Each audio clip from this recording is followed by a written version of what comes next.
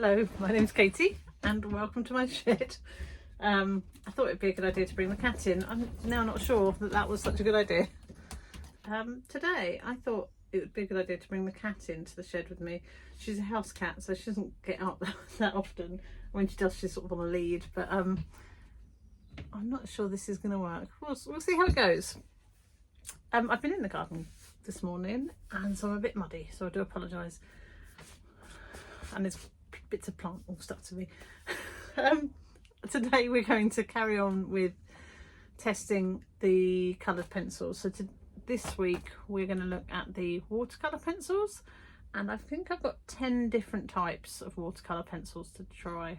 11 different types of watercolour pencil to try. So it might take us a little while. I'm not going to do pigeons today because, you know, I'm a bit bored of them.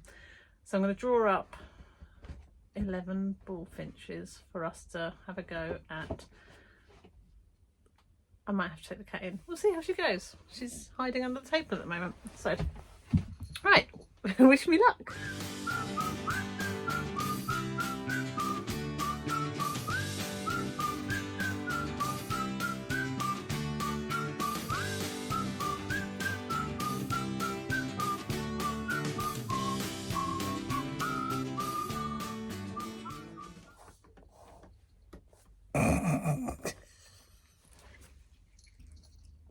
It's going well, this having the cat in the room thing.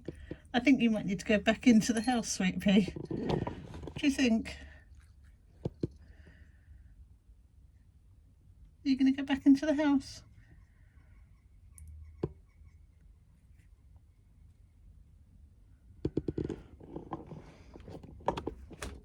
I'm going to take her back in the house. I'm a little bit wet now, thanks to the cat, as is the paper. I don't know if you saw, but she shook it off, so it went all over me and over the paper. So I'm going to dry that off before I start using the pastel pencils, otherwise it's going to go a bit blobby. Okay, right, whilst that's drying off, I thought I would just quickly show you which pencils we're going to use. So we have got the Derwent Graphitint.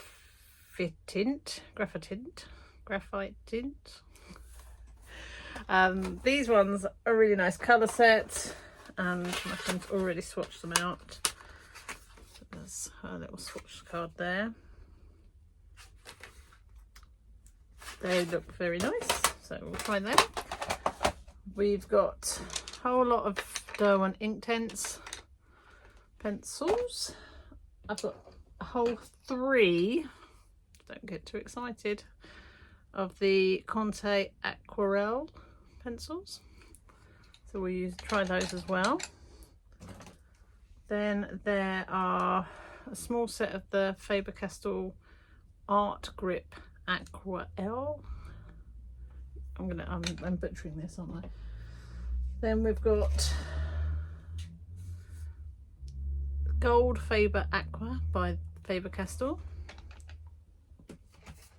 Got some Rowney artist watercolour pencils. The ones that we didn't do last time that I can't pronounce, the Brynzelle watercolour pencils. I feel like there's more than 11 here. These tinted watercolour pencils and some Derwent Academy watercolour pencils. There's also a couple of these Derwent watercolour pencils that are not the Academy, they're a different colour, and my trusty one from WHSmith that I take plein air painting. So I can get those out of the drawer. They're somewhere down there. I'll grab them in a minute. Okay, so I'll draw them up, and then I'll draw them all up, I think, and then watercolour them afterwards in case the paper goes a bit smudgy.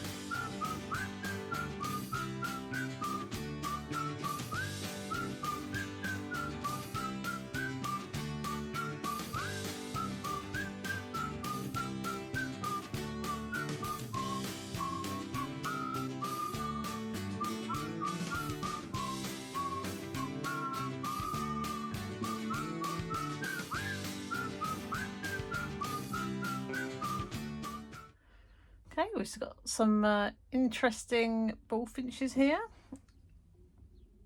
and some water, so let's have a go. Apologies here, this was the only colours we had. Stand up without knocking you over and get a brush. I think you might, well actually I don't know that you don't know this, I'm just going to, but watercolour is not my strength, so let's get a few different brushes. I'm not really sure which brushes I want to use. I like a flat brush, but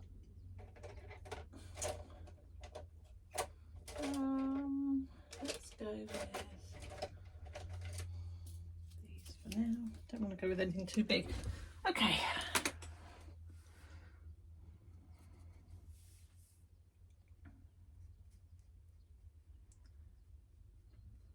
Never really know whether you want to wet it. Oh, I quite like to keep some of the brush marks.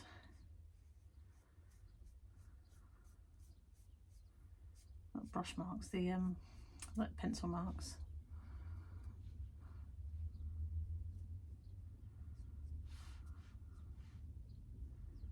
There's a bit of lift up the top here.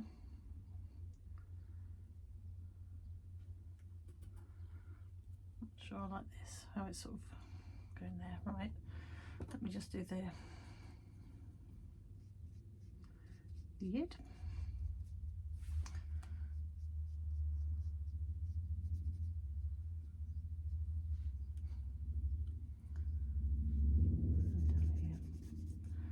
So some of these have got white, I think most of them have got white pencil on.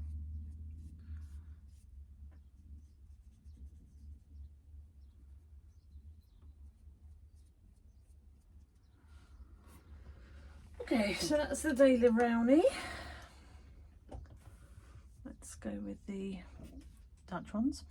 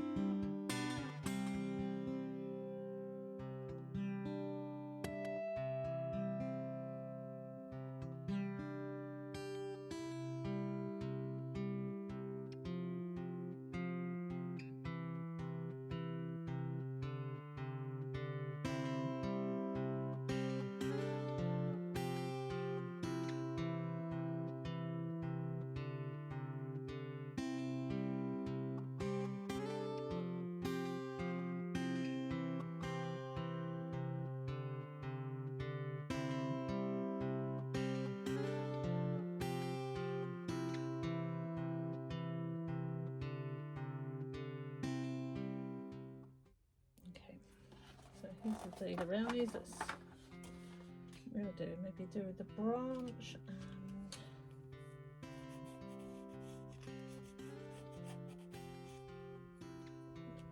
and a bit of extra red or maybe some oranges.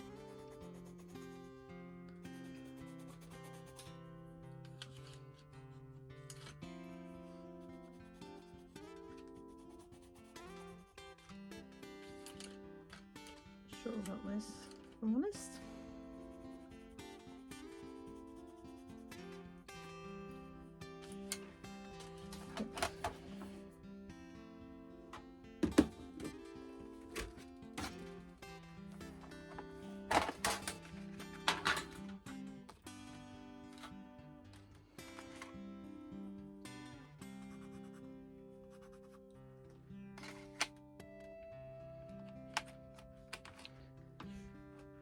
Oh, would you there?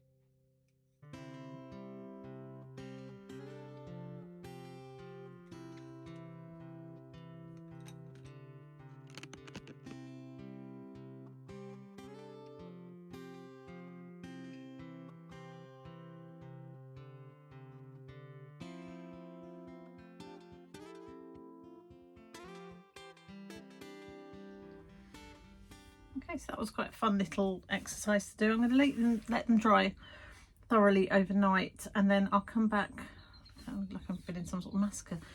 Come back at them in the morning and just put some dry pencil over the top and see what happens there. But it's been quite a fun little exercise, a bit more relaxing to do than the pigeons were last time. So we'll see how they turn out. Have a good night, or half a second until I join again in the morning. See ya. So it was the next morning, it all dried, and I struggled to find the right pencils, but you'll see I'm going back and forward looking for the right ones, and I've just drawn over the top of some of them just to see if I can add a bit more texture and to see what happens when you pop the pencil over the top of the dry watercolour.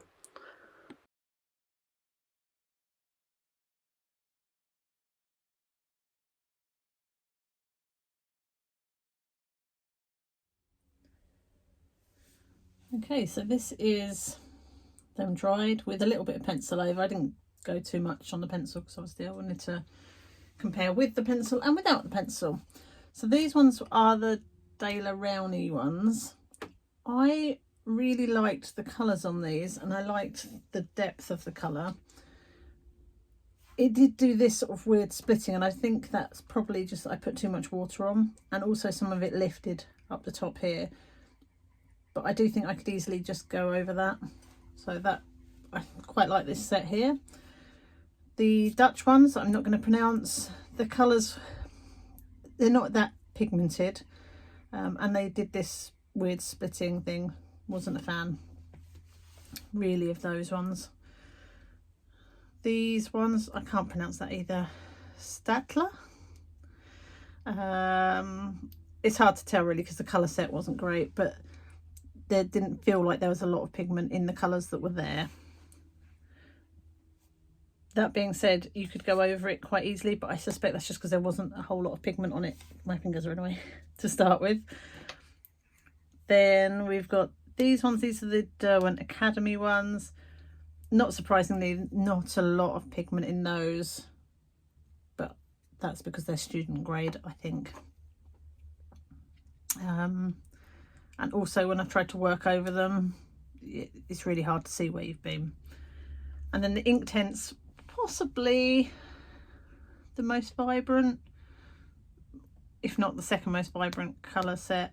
But the Inktense are known for their vibrancy, and they are ink based rather than watercolour based, so I suspect they've probably just got a bit more pigment in.